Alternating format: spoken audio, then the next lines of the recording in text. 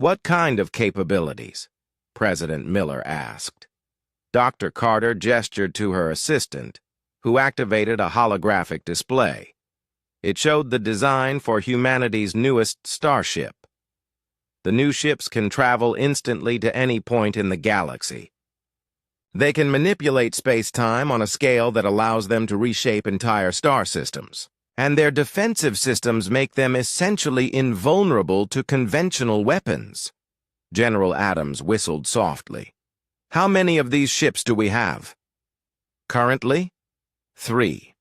But we have the resources to build hundreds if necessary. President, Miller was quiet for a moment.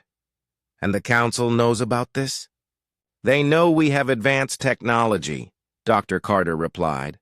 They do not know how advanced. Meanwhile, Captain Dan Foster was leading another humanitarian mission in the Outer Rim territories. His ships carried medical supplies and food to refugee populations that had been displaced by various conflicts. Captain, Dr. Kate Lewis called from the medical bay. We have treated over 2 million refugees this year. Word is spreading throughout the galaxy. Captain Foster looked out at the refugee camp on the planet below. Hundreds of different species lived there, all seeking safety from wars and disasters. Good, he said. Everyone deserves help when they need it. Sir, his communications officer interrupted. We are receiving a transmission from an unknown ship. Put it through! The voice that came through the speakers was nervous and spoke in heavily accented Galactic Standard. Human ship, this is Counselor Meridiana of the Galactic Council. I request a private meeting. Captain Foster was surprised. Council members had been avoiding human contact for months. Counselor, you are welcome to come aboard. We guarantee your safety.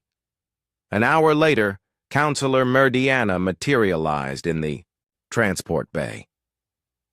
She was smaller than most council members, with pale blue skin and large, intelligent eyes. She looked around nervously at the human crew members. Captain Foster met her personally. Welcome aboard, Counselor. What can we do for you? I come to ask a question that haunts my dreams, she said quietly. Why do you help refugees that are not your own species? The question seemed to puzzle Captain Foster. Because they need help. Isn't that reason enough? But there is no profit in it, no strategic advantage, no political gain. Does there need to be? Counselor Meridiana stared at him. In galactic civilization, yes. Everything is done for advantage. Every action serves a purpose. Captain Foster smiled sadly. Maybe that is why there are so many problems in the galaxy. The counselor spent 3 days observing humanitarian operations. She watched Dr. Lewis treat patients without asking what species they were or whether they could pay. She saw human engineers building shelters for families they had never met. She observed Captain Foster risk his ship to rescue survivors from a natural disaster. When she left, Counselor Meridiana was quiet for a long time. Back in the Council's hidden bunker, she reported her findings to the other leaders. They are not like us, she said simply. They help others because they believe it is right to do so. They offer partnership because they want friends, not subjects. They share technology because they think everyone deserves a better life. War Marshal Dexmore slammed his fist on the table. Impossible. No species acts without self-interest. Humans do, Meridiana replied quietly. And that is why they are winning, Dr. Kethmos buzzed thoughtfully. If they truly want peace, perhaps we should attempt negotiations. From a position of weakness? Rao then asked bitterly. What could we offer them that they do not already? Have? Nothing, Admiral Vextai said. That is the problem. We have nothing they want and nothing they fear. Spyrix activated her latest intelligence report. Humans continue to expand, but not through conquest. They are establishing colonies in uninhabited systems and offering protection to independent worlds. Membership in the Human Colonial Alliance continues to grow. How many members now? Ral then asked. 237 species, including 43 former council members. The number hit the room like a physical blow. Nearly half the council's membership had left to join the humans. Why? Dr. Kethmos asked desperately. Better trade terms, advanced medical care, protection from threats.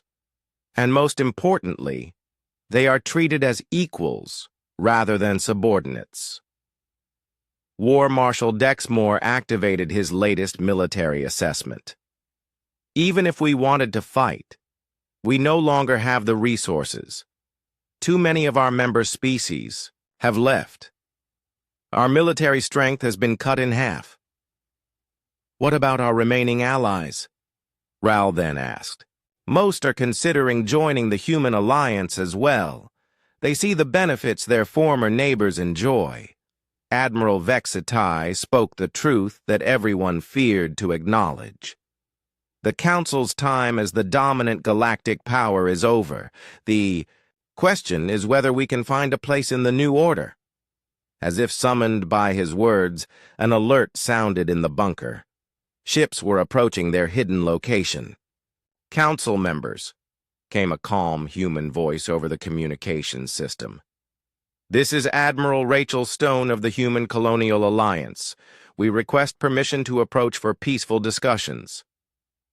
The council leaders looked at each other in shock.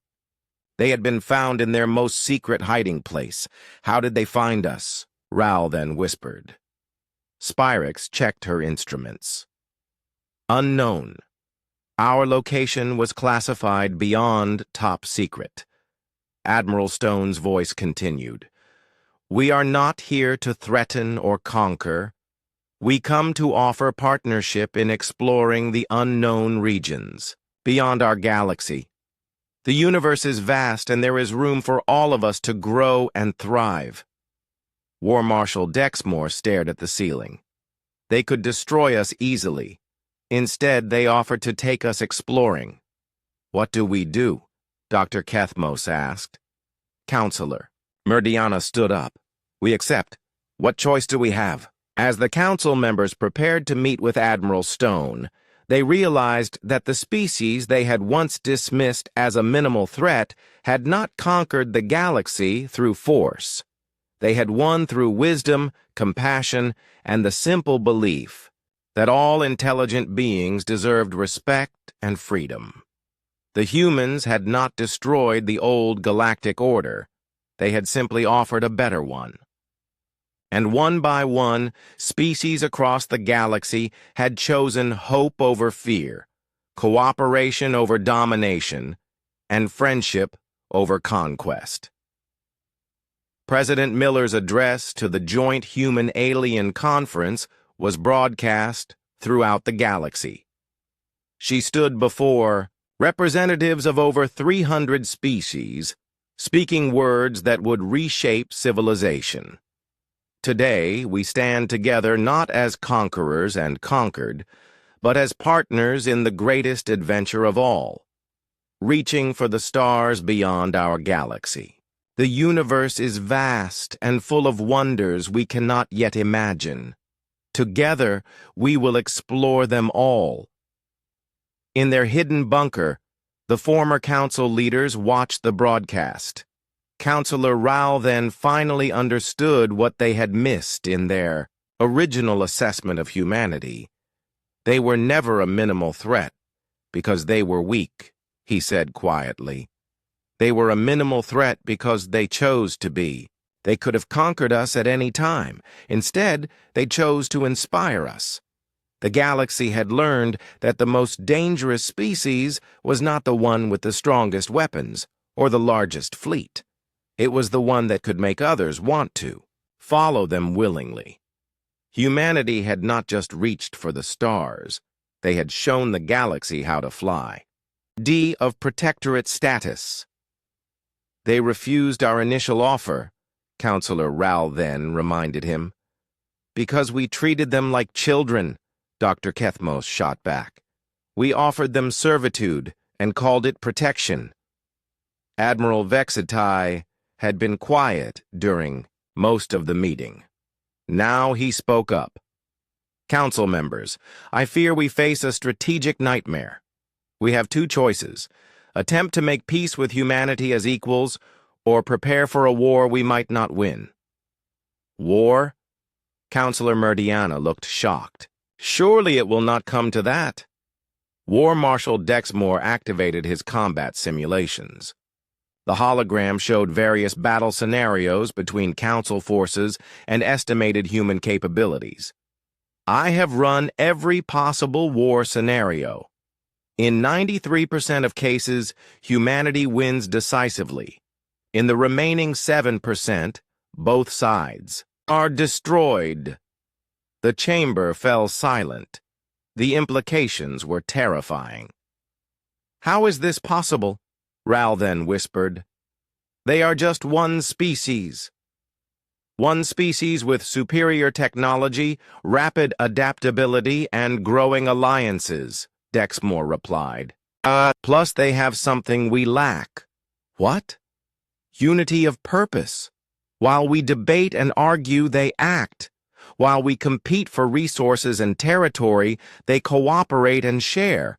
While we demand obedience from lesser species, they inspire loyalty through respect, Spyrix added her own observation. Intelligence suggests that human colonies are extraordinarily stable. Crime rates are low, productivity is high, and citizen satisfaction exceeds galactic norms. Why? Asked Dr. Kethmos. Because humans seem to actually care about the welfare of all people, regardless of species. The concept was so alien to galactic politics that several council members looked confused. Commander Yilseth growled thoughtfully. If they are so powerful, why have they not attacked us already? Unknown, Dexmore admitted. Perhaps they do not see us as a threat. Perhaps they are still building their strength. Perhaps they actually mean what they say about wanting peace. Counselor Ral then stood up slowly. What do you recommend, War Marshal? Immediate diplomatic contact. Offer them full council membership with equal status. Hope they accept. And if they refuse, Dexmore's red eyes were grim. Then we prepare our defenses and pray to whatever gods we worship that they continue to be peaceful. As the council meeting ended, none of the alien leaders knew that human ships were already watching their deliberations from the edge of the system.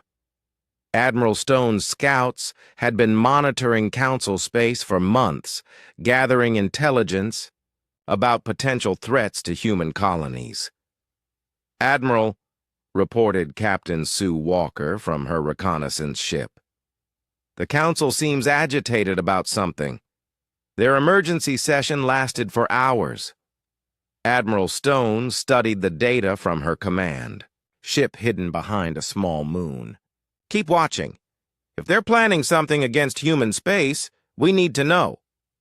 Neither the council nor the humans realized how close they were to a confrontation that would reshape the galaxy. The species that had been dismissed as a minimal threat was now powerful enough to challenge the established order. And soon they would have to choose between peace and war. The great capital city of the Galactic Council stood empty.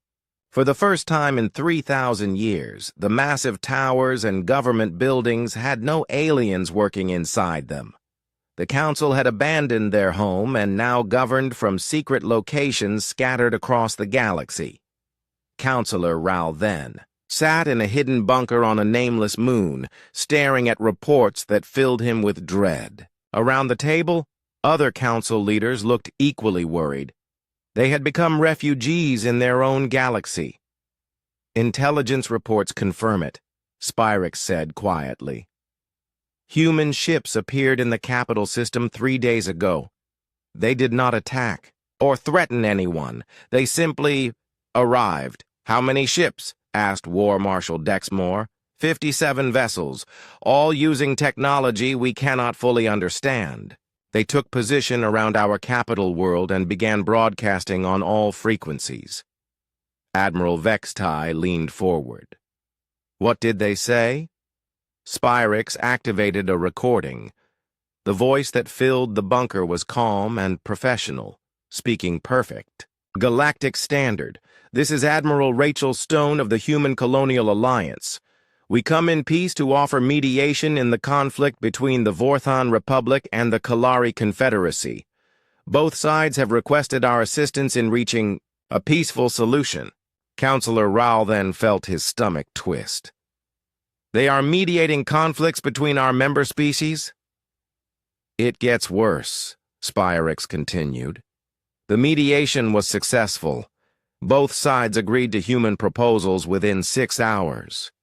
They are calling it the most effective diplomatic intervention in galactic history. Dr. Kethmos buzzed with agitation. Impossible. The Vorthon-Kalari conflict has lasted for centuries. No one has ever been able to solve it. The humans did, Spyrix replied. They offered each side something the Council never could, unbiased judgment and practical solutions that benefit everyone. War Marshal Dexmore stood up and began pacing. This is a strategic disaster. If human diplomacy is more effective than ours, more species will turn to them for help. They already are, Admiral Vextai said grimly.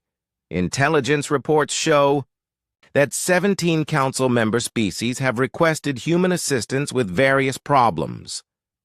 And we can do nothing to stop it, Rao then said bitterly. If we forbid our members from working with humans, they may leave the Council entirely. On Earth, President Karen Miller was meeting with her cabinet to discuss the growing diplomatic success of human missions. The conference room windows looked out over a city that had been transformed by decades of technological advancement. The Galactic Council has gone silent, Secretary of State Linda Hayes reported. They abandoned their capital after our mediation fleet arrived in the system. That was not our intention, President Miller said with concern. We genuinely wanted to help resolve the conflict. General Steve Adams nodded. Our intelligence suggests the Council sees us as a threat to their authority. Are we? The President asked. Secretary Hayes consulted her notes. In a sense, yes. Our diplomatic methods are more effective because we treat all parties as equals. The Council's system is based on hierarchy and dominance. Dr. Amy Carter, now serving as Chief Science Advisor, spoke up from her wheelchair. Despite her advanced age, her mind remained sharp. Madam President, our latest technological developments have created capabilities that exceed anything in known galactic civilization. The Council may be genuinely afraid of us. Dexmore activated the holographic display. Images of human colonies appeared in the air above the Council floor. Gleaming cities, advanced factories, bustling spaceports. 47 star systems, he said. 73 worlds with human populations, over 1 million. Advanced technology that surpasses most Council member species. Military capabilities that remain largely unknown but appear formidable. Dr. Kethmos buzzed with agitation. This is impossible. No species develops this quickly, without outside help. That is precisely the problem, Dexmore replied. They had no outside help. They did this alone. Spyrix stepped forward to present her detailed intelligence report. Her small, quick species was known for gathering information that others missed. Council, members, I have spent 2 years studying human expansion. What I found is unprecedented in galactic history. She gestured to the hologram, which now showed a timeline of human development. 20 years ago, humans had primitive rockets. Today, they have faster-than-light drives that exceed Zephyrian technology. Their ships appear and disappear without using jump gates or known hyperspace routes. Admiral Vex Tai stood up. How is that possible? We believe they have developed a new form of space manipulation, Spyrix continued. Our scientists cannot explain how it works. The hologram changed to show human colonies in detail. Cities with impossible architecture rose from alien landscapes. Factories produced goods at rates that seemed magical. Their terraforming technology can transform dead worlds into garden planets in 3 years, Spyrix said. Standard galactic terraforming takes 30 to 50 years. Commander Yilseth, the Drakmori representative, growled low in her throat. What about their military forces? Unknown in detail, but highly capable, Spyrix replied. They destroyed the Korath pirate fleet without sustaining damage. The same pirates that have successfully raided Council shipping for decades. Murmurs of concern rippled through the chamber. The Korath were not weak opponents. War Marshal Dexmore continued. The briefing.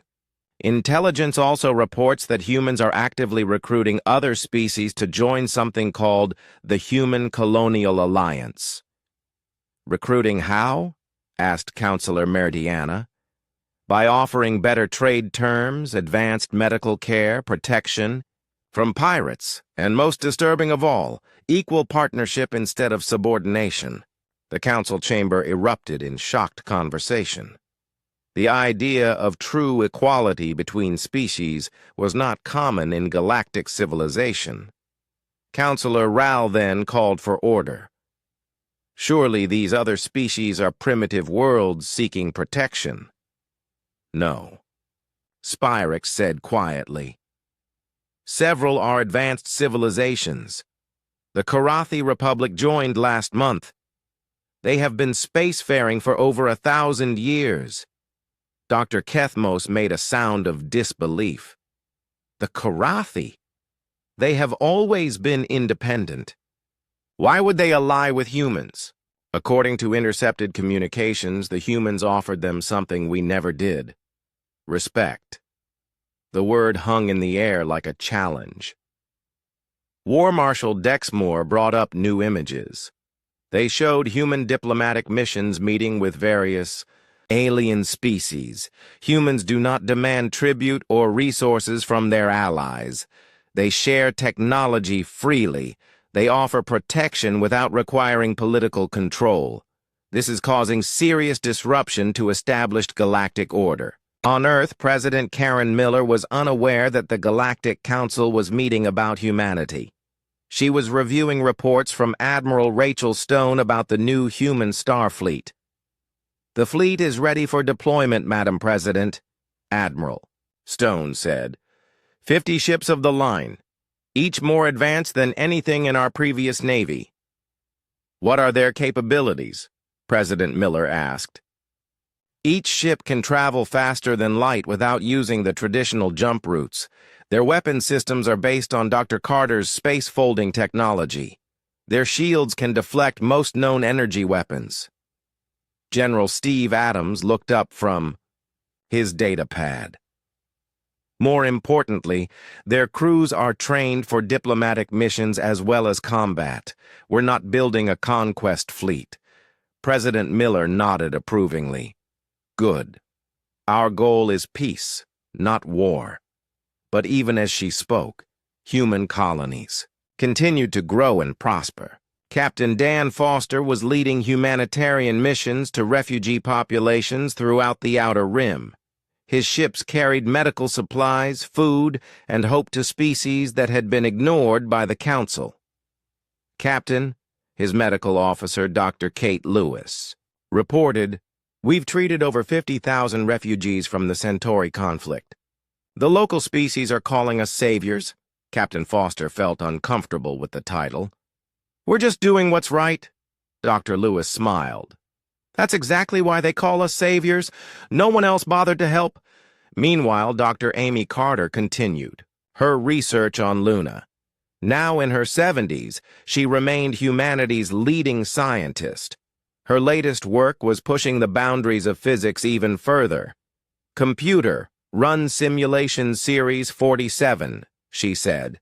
The results appeared on her screen. According to her calculations, it might be possible to manipulate space-time on a scale that would allow instant travel across the entire galaxy. Amy frowned at the numbers. The technology was theoretically possible, but the energy requirements were enormous. It would need resources from multiple star systems to build. She made a note in her research log. Theoretical only. Practical applications require significant infrastructure development. Back in the council chambers, War Marshal Dexmore was presenting his military assessment. Based on observed capabilities, human military technology appears superior to most council forces. Their ships are faster, their weapons more powerful, their defenses more effective. How many ships do they have? Asked Commander Yilseth. Unknown. They build in secret and deploy quietly. Conservative estimates suggest several hundred combat vessels.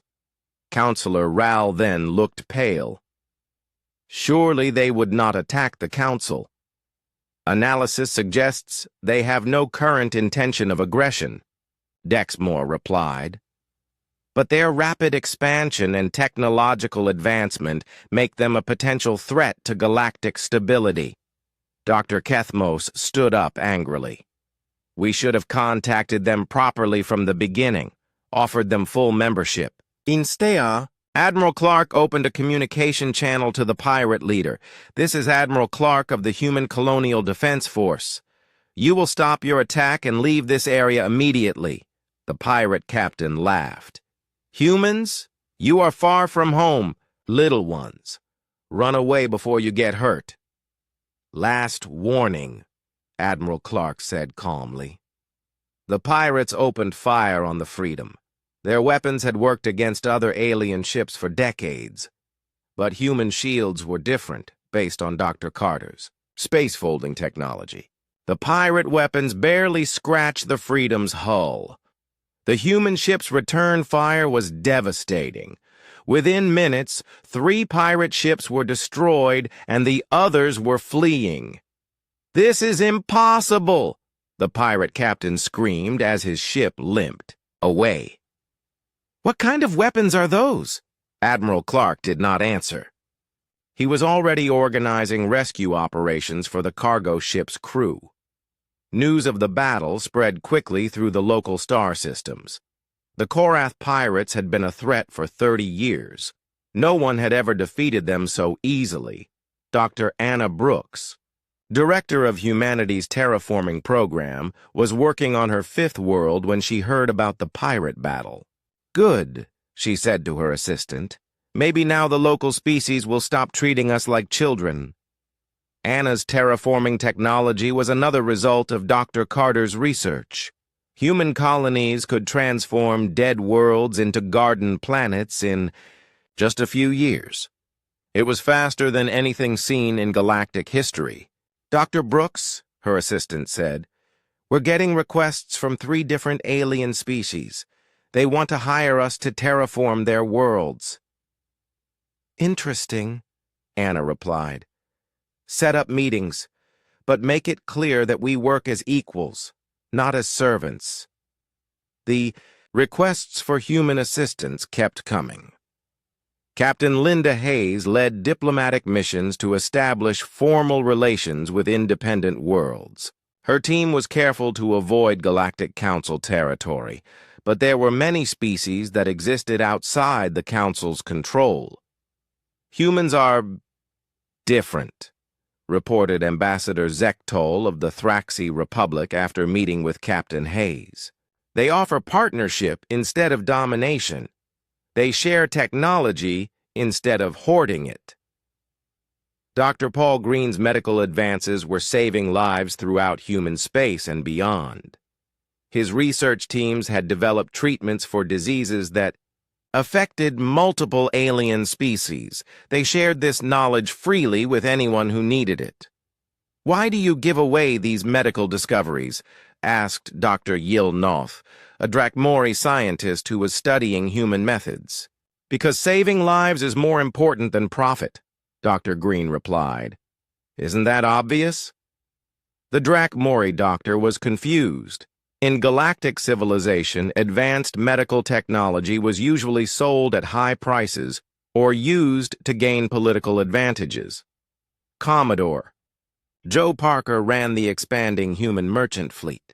His ships carried goods throughout human space and increasingly beyond. They offered fair prices and reliable service, something that was rare in many parts of the galaxy. "The humans are disrupting established trade patterns," complained Guild, Master Raxtool of the Merchant Alliance. "They're taking business from our established routes." "How?" asked his assistant. "They're faster, cheaper, and more reliable," Raxtool admitted angrily, "and they don't demand protection payments like we do." Back in the Galactic Council chambers, intelligence reports were piling up. The humans were expanding faster than predicted. Their technology was advancing rapidly. They were making friends with species outside the Council's influence. "Councilor Ralthen," Admiral Vextai said during a private meeting, "I think we may have underestimated the humans." "How so?" "Their expansion rate is unprecedented. Their technology development is accelerating, and they're not following normal patterns of young species behavior." Ralthen waved dismissively. "All species have growth spurts. They will stabilize eventually." But Admiral Vextai was not convinced. He ordered increased surveillance of human space. Spyrix, the Council's best intelligence officer, began gathering detailed information about human activities. What she found disturbed her. "Admiral," she reported, "human colonies are not just surviving. They are thriving. Their technology appears to exceed our initial assessments, and they are actively recruiting members from other species." "Recruiting for what?" "They call it the Human Colonial Alliance. It's some kind of mutual defense and trade organization. Membership is growing rapidly." Admiral Vextai studied the reports carefully. The humans had gone from a single world to a multi-system civilization in just 20 years. That was incredibly fast by galactic standards. "What about their military capabilities?" he asked. "Unknown, but impressive," Spyrix replied. "They destroyed the Korath pirate fleet without taking any damage. The pirates had been successful against Council forces for decades." The Admiral felt a chill. "The Korath pirates used weapons and ships that were roughly equivalent to older Council military technology. If humans could defeat them easily, what did that say about human capabilities?" "Continue monitoring," he ordered. "Report any significant developments immediately." "Sir," Spyrix said hesitantly, "what if the humans are not the minimal threat we assess them to be?" Admiral Vextai was quiet for a long moment. "Then we may have made a very serious mistake." On Earth, President Karen Miller was reviewing reports from across human space. The expansion was going better than anyone had hoped. Colonies were prospering, trade was growing, and humanity was making friends among the stars. "Madam President," General Steve Adams said as he entered her office, "the new Starfleet is ahead of schedule. Admiral Stone's ships will be ready for deployment next month." "Excellent," President Miller replied. "How do they compare to the alien ships we encountered?" "According to our best estimates, they're superior in every important category," the general said. "Dr. Carter's technology has given us significant advantages." President Miller nodded. Good. But remember, we're not looking for a fight. We just want to be prepared if one finds us. Neither of them knew that the Galactic Council was beginning to see humanity as a potential threat. They were just building a civilization based on freedom, cooperation, and the belief that all intelligent species deserved respect. But in the depths of space, Council surveillance ships watched and recorded everything. The galaxy was about to learn that their assessment of humanity had been dangerously wrong. War Marshal Dexmore had seen many species rise and fall during his 400 years of military service. The tall, armored alien stood before the Galactic Council's emergency session, his red eyes scanning the data that had prompted this urgent meeting. "Council members," he began, his voice carrying the authority of countless battles. "Our intelligence, reports on humanity require immediate discussion. What we are seeing defies all previous assessments." Councillor Rao then shifted uncomfortably in his seat. "War Marshal, surely you exaggerate. Humans are still a young species. They have been in space for less than 50 years. The ambassador stood up. "Perhaps you need time to reconsider. The Council's protection is not unlimited. Species that refuse our guidance often face difficulties." "Is that a threat?" General Rodriguez asked. "It is a statement of fact," Valona replied. "The galaxy can be dangerous for those who stand alone." President Barnes remained calm. "We understand the risks, but freedom is worth those risks." The talks ended the next day. Ambassador Valona and her ships left Earth's orbit, returning to Zephyrian space. Before leaving, she filed a report with the Galactic Council. "Humans are stubborn and prideful," she wrote. "They refuse reasonable guidance and overestimate their abilities. Recommend economic sanctions if they attempt expansion beyond their system. Maintain minimal threat assessment." But the ambassador did not know what had happened during her visit. Dr. Taylor's team had learned much from studying the alien shuttle.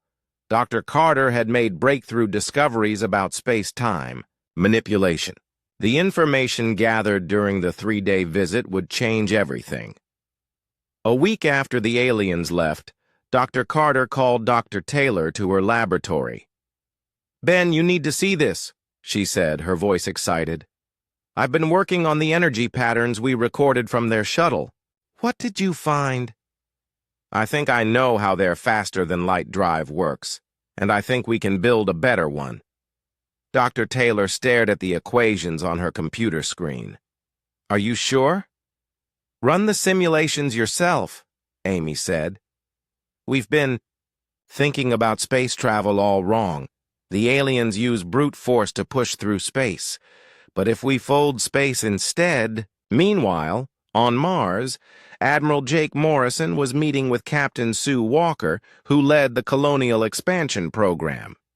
Earth's population was growing, and people wanted to spread to other worlds. "The alien visit changes things," Jake said. No, we're not alone now. We need to be ready for whatever comes next." "What are you thinking?" Sue asked. "Faster expansion, more colonies, better defenses. If there are hostile aliens out there, we need to be strong enough to protect ourselves." Captain Sue Walker nodded. She had been preparing colony missions to nearby star systems. The alien visit made those missions more urgent. Neither the Admiral nor the Captain knew about Dr. Carter's discoveries. They did not know that human technology was about to take a giant leap forward. They were just doing what humans always did, preparing for the future and refusing to give up their freedom. Back in Zephyrian space, Admiral Vextai read Ambassador Velona's report. Something about it bothered him, just like the original human. Assessment had bothered him years ago. "Stubborn and prideful," he read aloud. Those were the same words used to describe the Drakmori before they became one of the galaxy's most powerful military forces. The Admiral made a note in his personal files. Continue monitoring human space activity. Report any unusual developments immediately. He had no idea that the unusual developments had already begun. 10 years after the failed first contact, human ships began appearing in distant star systems.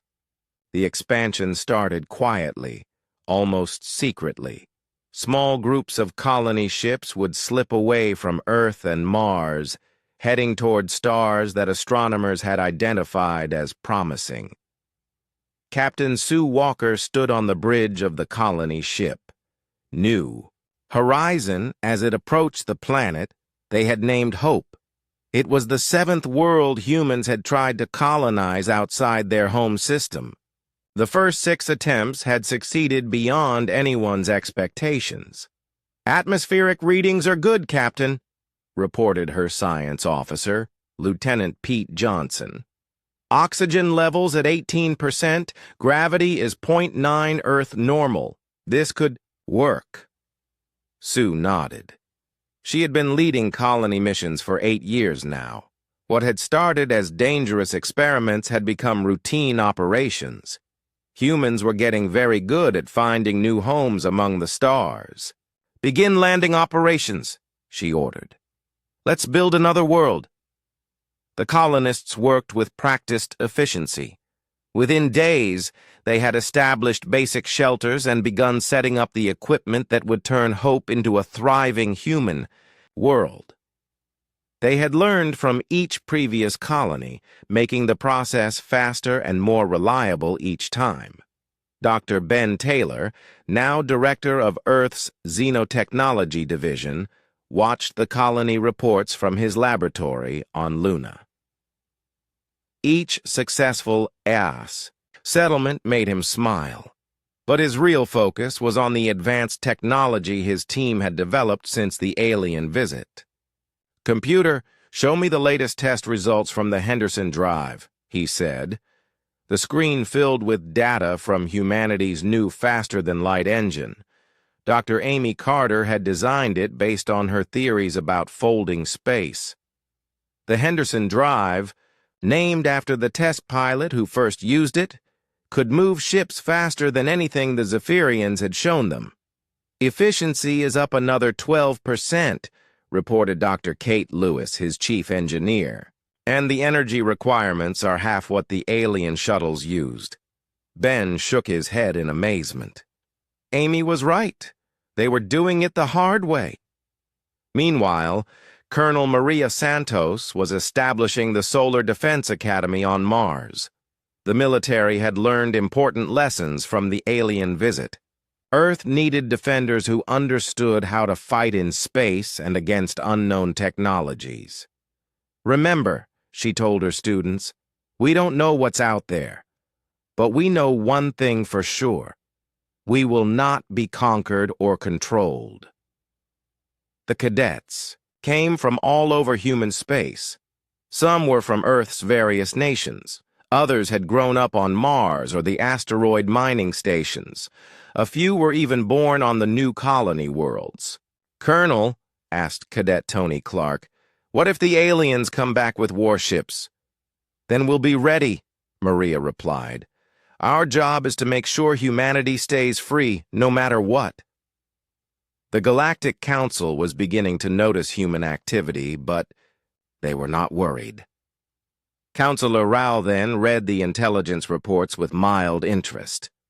"Humans have established settlements in 7 star systems," he told the council. "This is normal expansion behavior for a developing species." Admiral Vextai, however, was paying closer attention. Something about the human expansion bothered him. "Counselor, most species take decades to establish a single successful colony. Humans are doing it in months." "They are probably rushing and making mistakes," replied Dr. Kethmos. "Young species often do this. Their colonies will fail when they face real challenges." But the colonies were not failing. Hope became a major agricultural world within 2 years. New Terra became a center for advanced manufacturing. Gold Point, became a hub for trade and commerce. Admiral Tony Clark, formerly Cadet Clark, led the human merchant marine in protecting trade routes between the colonies. His ships carried goods and people throughout human space, and they were well armed. One day, Admiral Clark received a distress call from a cargo ship near the edge of human territory. "This is the merchant vessel Golden Star," the transmission said. "We are under attack by pirates. Request immediate assistance." Admiral Clark's flagship, the Freedom, was only 3 hours away at maximum speed, but the cargo ship might not last that long. "Navigation, plot a Henderson drive jump to the Golden Star's position," he ordered. "Sir, that will put us right in the middle of a battle," his first officer warned. "Good," Admiral Clark replied. "Time to show the galaxy what human ships can do." The Freedom jumped through folded space and appeared next to the cargo ship. 6 pirate vessels were attacking the helpless merchant. The pirates had been terrorizing this region of space for years, and no one had been able to stop them. 20 years had passed since the Galactic Council's assessment of humanity. The blue ships of the Zephyrian Empire appeared at the edge of Earth's solar system on a Tuesday morning. Their arrival was detected immediately by human space monitoring stations. Captain Jake Morrison, now Admiral of the Mars Defense Fleet, received the alert in his office on Mars Colony 1. The settlement had grown from 300 people to over 50,000 in 2 decades. Red dust swirled outside his window, but inside the colony, children played in parks under protective domes. "Admiral," his communications officer called out, "we're receiving a transmission on multiple frequencies. It's not human." Jake's heart raced. After years of wondering if humans were alone in the universe, they finally had their answer. On Earth, President Lisa Barnes was pulled from a budget meeting to deal with the situation. She was a calm woman who had led her country through economic troubles and natural disasters, but nothing had prepared her for this. "Madam President," General Carlos Rodriguez said as he entered the Situation Room, "the alien ships are requesting permission to approach Earth. They say they come in peace." Lisa nodded. "Have we tried to communicate with them?" "Yes, ma'am. Dr. Ben Taylor's team at the Space Communications Center has established contact. The aliens speak something called Galactic Standard. Our computers are working on translation." Dr. Ben Taylor had spent his career studying physics and space technology. His team had been monitoring space for alien signals for 15 years. He never expected the aliens to contact them first. 3 days later, the alien ships entered Earth's orbit. They were beautiful vessels, smooth and blue like ocean waves. The largest ship was 10 times bigger than anything humans had ever built. Ambassador Valona stepped out of the shuttle that landed at the United Nations building in New York. She was tall and graceful, with blue skin and 4 arms. Her large eyes seemed to take in everything around her. President Barnes led the human delegation. General Rodriguez stood beside her, along with Dr. Taylor and several other world leaders. They had prepared for this moment, but seeing an actual alien was still amazing. "Greetings, humans of Earth," Ambassador Valona said. Her voice was musical, and the translation device made her words clear. "I am Ambassador Valona of the Zephyrian Empire. We come to welcome you to the galactic community." "Welcome to Earth," President Barnes replied. "We are honored by your visit." The first day of talks went well.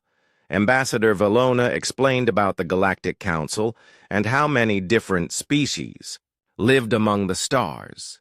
She showed them images of beautiful alien worlds and great cities that floated in space. Your species shows promise, the ambassador said. The Council believes you may be ready to join the greater galactic civilization. Dr. Taylor leaned forward. What would that mean for humanity? Ambassador Valona smiled. We would share some of our technology with you. In exchange, Earth would become a protectorate of the Zephyrian Empire. We would help you develop your world and guide your expansion into space. General Rodriguez frowned. What exactly does protectorate mean? It means we would protect you and help you grow, the ambassador explained. Many young species choose this path. It is safer than trying to develop alone. President Barnes asked for time to discuss the offer with other world leaders. That night, she met with her advisors. It sounds like they want to control us, General, Rodriguez said. This protectorate arrangement means they make the decisions. Dr. Taylor was studying the data the aliens had shared. Their technology is amazing, but I don't understand how some of it works. They're not explaining the science behind it. Maybe they don't want us to understand it, suggested Dr. Amy Carter. She had joined the team as Earth's top scientist. Her work in quantum mechanics had led to breakthrough discoveries that surprised even her. The next day, the talks continued. President Barnes asked more detailed questions about the protectorate arrangement. Would Earth be free to make its own choices? She asked. Of course, Ambassador Valona said. As long as those choices follow Galactic Council guidelines and do not threaten galactic peace. And if we refuse this offer, the ambassador's expression changed slightly. Few species refuse. The galaxy can be dangerous for those without protection. Dr. Taylor had been quietly taking notes during the meeting. He raised his hand. Ambassador, could you explain how your faster-than-light travel works? That information is restricted to Council member species, Valona replied. What about your power generation systems? Also restricted. Dr. Taylor smiled politely. Could you at least tell us the basic principles? Ambassador Valona looked uncomfortable. Young species often struggle to understand advanced concepts. It is better to use the technology first and learn the theory later. That evening, Dr. Taylor's team worked through the night. They had secretly recorded the alien shuttle's energy signatures during its landing. Dr. Carter's quantum physics knowledge helped them analyze the data. Look at this, Dr. Carter said, pointing to her computer screen. Their engines work on principles we already understand. They're just applied differently. You mean we could build something like this? Dr. Taylor asked. Maybe, with some modifications to our current designs. While the scientists worked, General Rodriguez was having his own meetings. He had been quietly moving military assets into position around the world. If these talks went badly, Earth needed to be ready. On the third day, Ambassador Valona presented the formal protectorate agreement. It was a thick document with many complex terms. President Barnes read through it carefully. This says Earth would have to provide natural resources to the Zephyrian Empire. A fair trade for protection and technology, the ambassador said. And this section says we cannot develop certain technologies without permission. Dangerous technologies must be controlled. This is for everyone's safety. Dr. Taylor looked up from his copy of the agreement. It also says we cannot contact other alien species without Zephyrian approval. The galaxy has many dangers. We would protect you from hostile species. President Barnes set down the document.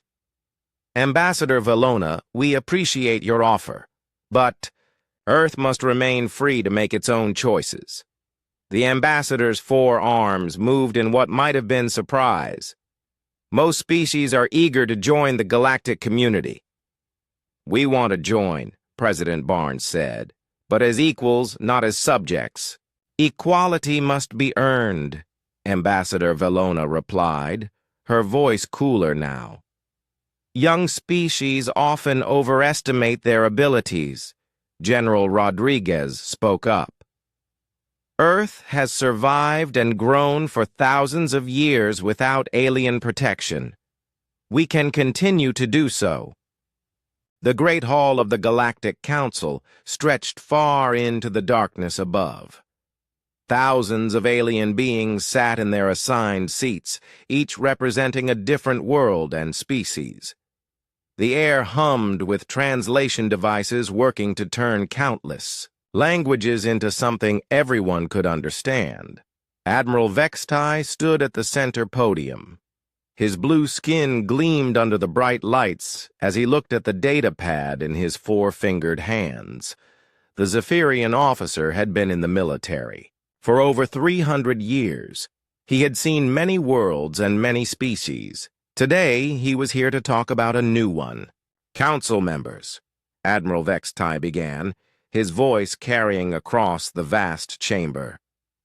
"We are here to discuss planet Earth and its dominant species, humans."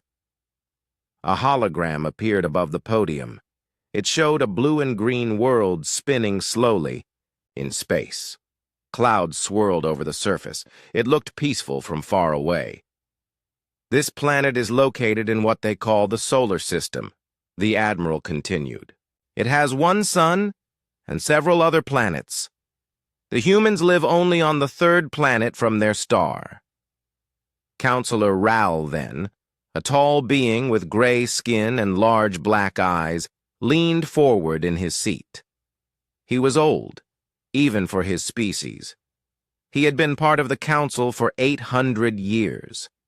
He had watched many young species take their first steps into space. "What is their current technology level?" Ral then asked. Admiral Vextai touched his data pad. New images appeared in the hologram. They showed primitive rockets and small space stations orbiting Earth. "They have just achieved basic spaceflight," the Admiral said. "They can reach their own moon and have built simple stations in orbit. By our standards, they are a Class II civilization." Dr. Kethmos, the Council's chief scientist who studied alien life, made a sound that might have been laughter. His species looked like tall insects with multiple arms. He had studied over 1,000 different life forms. "Another primitive species," Dr. Kethmos said, his voice buzzing through the translator. "What makes them worth our time?" The hologram changed again. Now it showed humans doing different things. Some were fighting wars, others were building cities, some were creating art and music. "They are unusual," Admiral Vextai admitted. "They adapt quickly to new situations. They solve problems in ways we do not expect. But they also fight among themselves constantly." Commander Yilseth, a reptilian being from the warrior species called the Drakmori, stood up. Her scales shifted, color as she spoke, showing her emotions. "All young species fight," she said. "We did. The Zephyrians did. Even the peaceful Milani had wars before they joined the Council. This is normal." "Yes, but humans are different," Admiral Vextai said. He touched his data pad again. The hologram showed human soldiers in combat. They moved fast and worked together well. "They have been fighting for thousands of years, but they never seem to learn to stop. They fight over land, over resources, over ideas."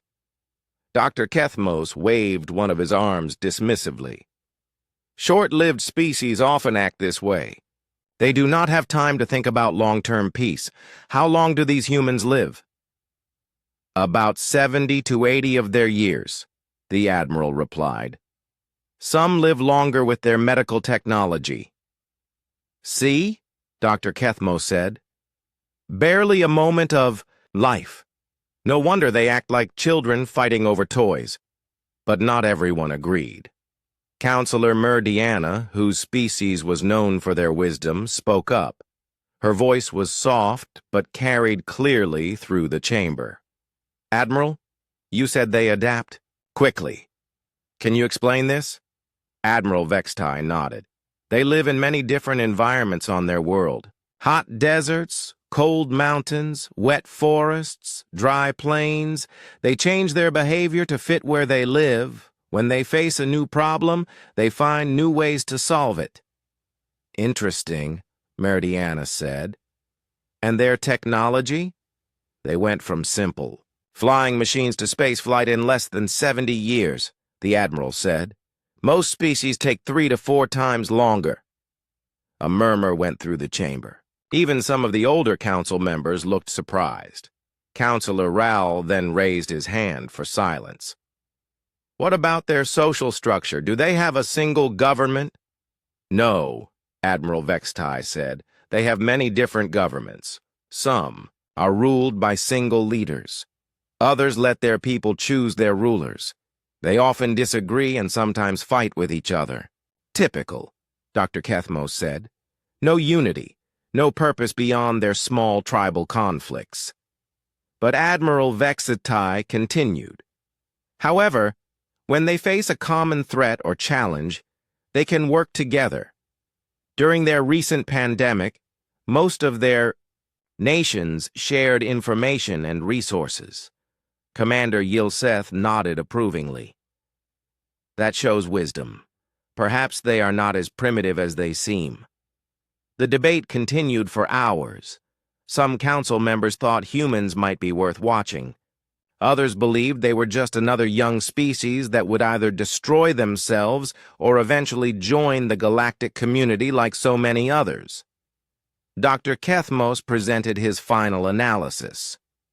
"These humans are violent, short-lived, and divided.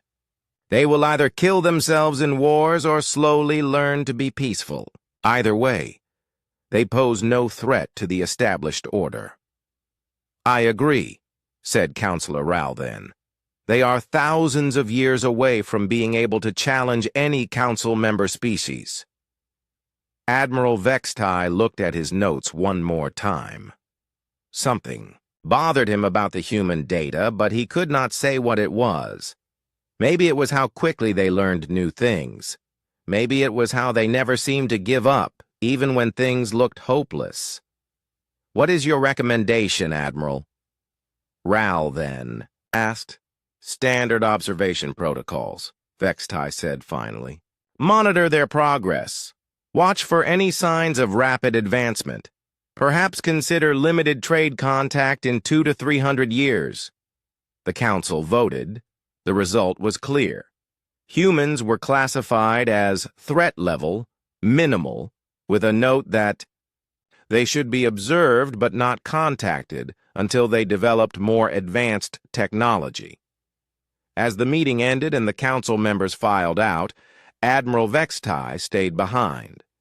He looked at the hologram of Earth one more time.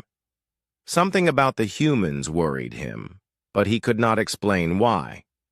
Meanwhile, on the blue and green world called Earth, Captain Jake Morrison was preparing for humanity's most ambitious mission yet.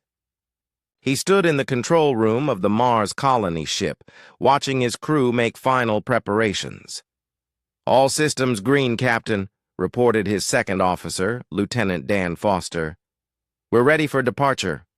Jake nodded. "Take us out, Dan. Time to make history." The ship lifted off from Earth, carrying 300 colonists toward Mars.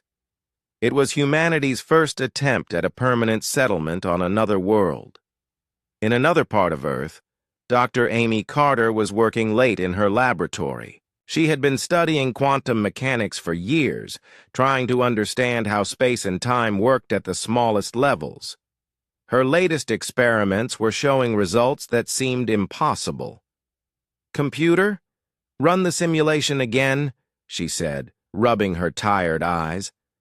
The results came back the same, According to her calculations, it might be possible to fold space itself, making travel between distant points much faster. Amy stared at the numbers on her screen. If she was right, everything would change. Humans might not be stuck in their solar system for long. Neither Jake Morrison nor Amy Carter knew that aliens had been watching Earth. They did not know about the Galactic Council or their assessment.